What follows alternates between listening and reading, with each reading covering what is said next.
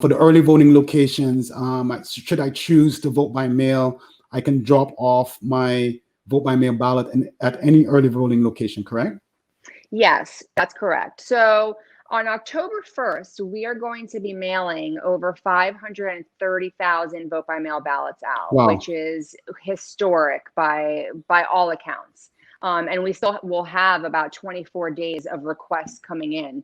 And so, yeah, there's going to be a lot of voting by mail. So if you're in that mail out, which is anybody that would have a request on file up until just probably about a week or so ago, don't wait.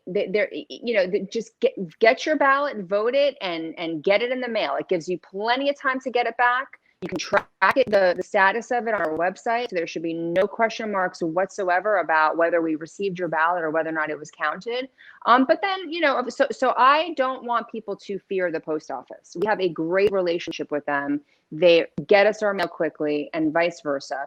But to your point, if you're somebody who prefers to hand it in person, not a problem. We have actually adapted to COVID, and we brought these boxes that we previously had inside the early voting location for voters to drop off their ballot, and we brought them outside.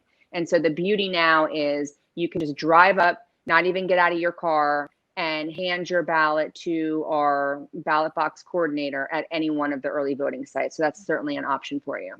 Wow. So all early voting locations, you can just drive up, have the capacity to drive up and drop your ballot off?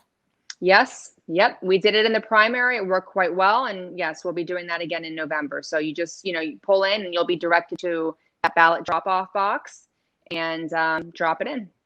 I know Calibe cares about this issue of what is the timing of requesting a vote by mail and the estimation of what you think the post office should get it back to you. Do you guys have any estimations to help people with the trust issues? So on the request side, we have a state requirement. We have to process that request within 2 days of receiving it. So we are putting it in and getting that ballot out to you within 2 days, which is very tight. And, if you're local, I would say give it 2 to 3 days to get it to your home.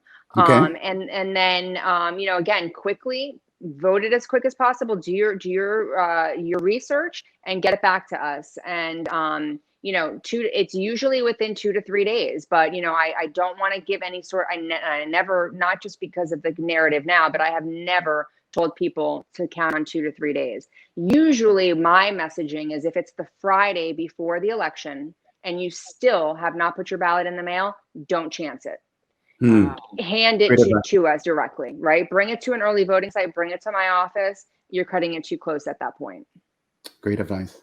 Yeah, that sounds like the best of both worlds, that I can fill it out at home and then actually put it into somebody's hands so I know it's getting there and I'm not worrying about getting lost in the mail. So yes, I do have panic attacks and but here's the thing, that we have a tracker on our website, and it's so easy. You just put in a few basic pieces of information about yourself, and you track your ballot, and it tells you when your request was received, when we mailed it to you, if we've received it or not, and whether it was counted or not. So that, I hope, is going to give people that peace of mind to continue to use the post office.